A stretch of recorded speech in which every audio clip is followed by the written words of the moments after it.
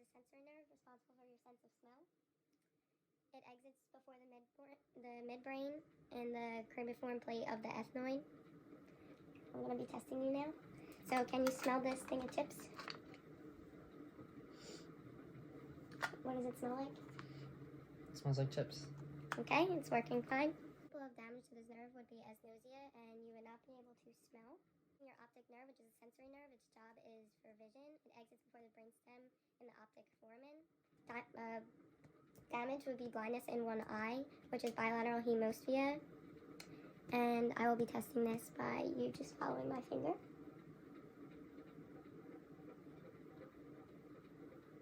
Okay. Next is the ocular motor nerve. It's a motor nerve. It exits through the superior orbital fissure at the midbrain. It controls muscles of the eye for eye movement, raising the eyelid and directing it. It also controls the eyeball, constructing the pupil, controlling lens shape to focus near or far. Close your eyes. Open them back up. Okay, that's good. Follow my finger. Okay, that's good.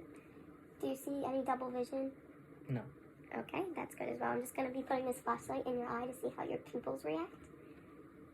Okay, they shrink. That's normal. That is also good. It would be ocular motor nerve paralysis, and you would not be able to move the eyeball up or down or inward. You would also have double vision and inability to focus on close objects. The trochlear nerve, which is the fourth cranial nerve, it is responsible for eye movement, for moving the eye down and inward with the superior oblique.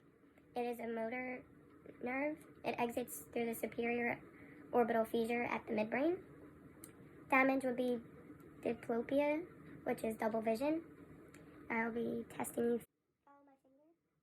Try moving your eyes downward towards the ground. Okay. And move them inward towards your nose. Okay, they're working fine.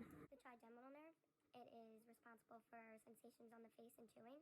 It is a motor and sensory nerve. It exits through the superior orbital fissure, and there's 3 divisions. The ophthalmic division is associated with the forehead, and it travels through the superior orbital fissure, and it is a sensory nerve responsible for the sensations on your forehead.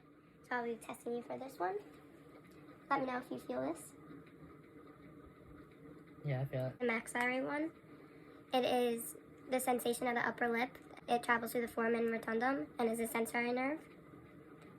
And the mandibular, which is V3, is associated with the lower lip. It's a motor nerve, and it goes through the foramen ovale, and it's responsible for chewing. The maxillary division. You feel that? I do. Okay. And can you clench your jaw? The abducens nerve abducts the eye with the lateral rectus muscle. It is a motor nerve. It exits through the superior orbital fissure at the pons. Damage to this nerve would be an example of diplopia, which is double vision. Next, I will be testing it on you.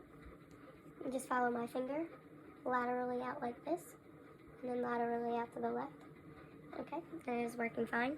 If you had damage, you would not be able to follow my finger to the left laterally or to the right. The 7th cranial nerve, which is the facial nerve, is responsible for facial expression. It's a motor and sensory nerve. It travels through the superior orbital fissure at the brainstem at the pons and leads to the internal acoustic meatus at the stylomastoids. I'm going to be testing you for this right now. Can you smile? Can you frown? Can you act surprised? Okay, your facial muscles are working fine. If damage was to these nerves, you would not be able to smile or frown or be able to make any facial expressions. Example of damage would be facial nerve palsy or Bell's palsy, which would cause you to not be able to smile or not be able to do certain facial expressions. If you weren't able to smile, half your face would smile and the other half would droop, which then would lead to halitosis, causing bad breath because no saliva would be made. And you could also have a problem with your tears being dry and not being able to make tears on the one side that has the damage. The vestibular cochlear nerve, which is the 8th cranial nerve, is responsible for hearing and your balance with the equilibrium. It is a motor and sensory nerve. It exits the internal acoustic meatus at the pons. Damage would be deafness. An example of damage would be vestibular neuritis, and it would disrupt information that would be interpreted to the brain with this nerve. Next, I will be testing you if your nerve is working properly. Okay, close your eyes. What side of your head do you hear the sound? My left side. Okay, it is working fine. The glossopharyngeal nerve, which is the ninth cranial nerve, is responsible for taste and swallowing. It is a motor nerve and conducts taste and general sensory impulses in the pharynx and posterior tongue sensors. It exits to the jugular foramen in the medulla. Damage would be the uvula only raising up to one side and deviating to the side that is not damaged. Next, I will be testing you on if your uvula is working correctly. Say ah. Ah. Stick your tongue out. Okay. Your uvula is raising up fine and not deviating to. The vagus nerve, which is the 10th cranial nerve, is responsible for visceral sensory information from the organs and visceral motor information controlling the muscles in the organs.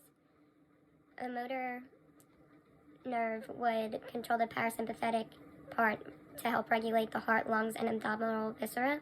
The sensory part would carry impulses from the thoracic and abdominal viscera, bioreceptors, chemoreceptors, and taste buds of the posterior side of the tongue and pharynx. It exits to the jugular foramen in the medulla, and damage would be the reflex not reacting. And next I will be testing you if your gag reflex is working.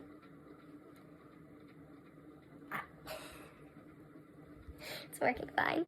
The accessory nerve, which is the 11th cranial nerve, is responsible for elevating the shoulder. It is a motor nerve and it exits through the jugular foramen in the medulla.